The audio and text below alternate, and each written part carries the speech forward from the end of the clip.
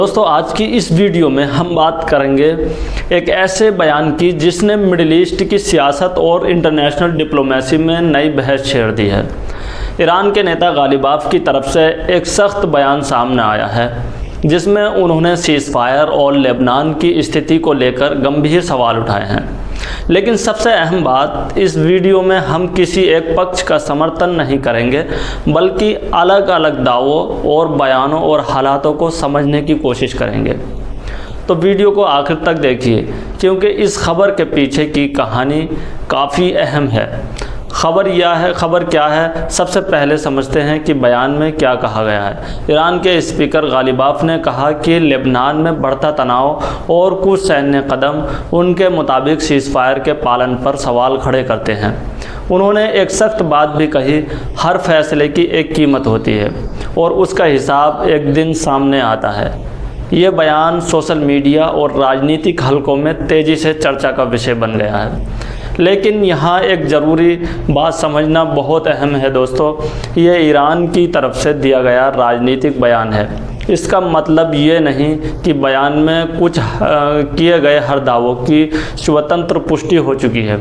International मामलों में अक्सर अलग अलग देश अपनी अपनी राय और पक्ष रखते हैं। अब सवाल उठता है कि सीज़ फायर का मुद्दा इतना अहम क्यों माना जाता है। सीज़ फायर यानी लड़ाई या सैन्य कार्रवाई को रोकने का समझौता। जब भी किसी क्षेत्र में सीज़ फायर लागू होता है, पूरी दुनिया की नज़र इस बात पर रहती है कि क्या ज़मीन पर वास्तव में हिंसा कम हो रही है या नहीं।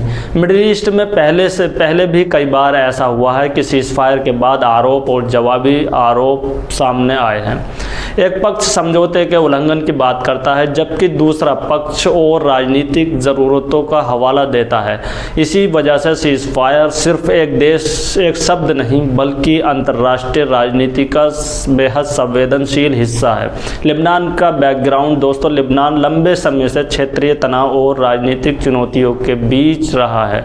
सीमा सुरक्षा, क्षेत्रीय प्रभाव और आसपास के संघर्षों की वजह से यहाँ का माहौल कई बार तनावपूर्ण रहा है। जब भी मिडिल ईस्ट में तनाव बढ़ता है, लेबनान का नाम चर्चा में ज़रूर आता है। इसी पृष्ठभूमि में ईरान के इस बयान को भी देखा जा रहा है। अमेरिका और इजराइल का पक्ष अब दूसरी तरफ का नज़रिया भी समझना ज़रूरी है। अमेरिका और इजराइल अक्सर ये कहते रहे हैं कि उनके सुरक्षा और सैन्य कदम सुरक्षा को लेकर क्षेत्रीय स्तर के लिए होते हैं।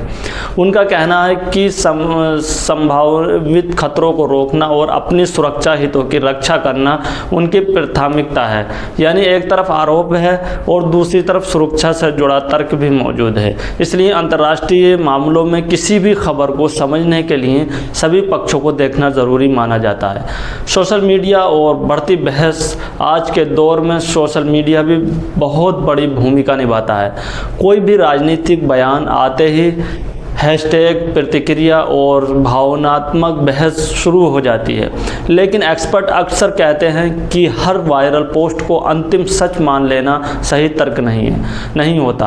कन्फर्म जानकारी, आधिकारिक बयान और भरोसेमंद रिपोर्ट का इंतज़ार करना भी ज़रूरी होता है क्योंकि युद्ध और संघर्ष से जुड़ी खबरें बेहद संवेदनशील होती हैं। अब सवाल यह है कि गालिबाफ के बयान का राजनीतिक मतलब क्या निकाला जा रहा है। विशेषज्ञों के मुताबिक ऐसे बयान कई संदेश होते हैं। पहला, अपने देश के लोगों को संदेश, दूसरा क्षेत्रीय ताकतों को संकेत और तीसरा अंतर्राष्ट्रीय स्तर पर दबाव बनाने की कोशिश। कई बार राजनीतिक बयान सिर्फ हालात बताने के लिए नहीं बल्कि कूटनीतिक रणनीति का हिस्सा भी होते हैं। क्या तनाव बढ़ सकता है? सबसे बड़ा सवाल यही है, क्या इस तरह के बयान से मिडिल ईस्ट में तनाव बढ़ सकता है? इसका सीधा जवाब आसान नहीं है। इतिहास बताता है कि कभी सख्त बयानबाजी के बाद बातचीत आगे बढ़ती है और कभी तनाव भी बढ़ जाता है। आने वाले समय में डिप्लोमेसी और आधिकारिक फैसले काफ़ी अहम रहेंगे।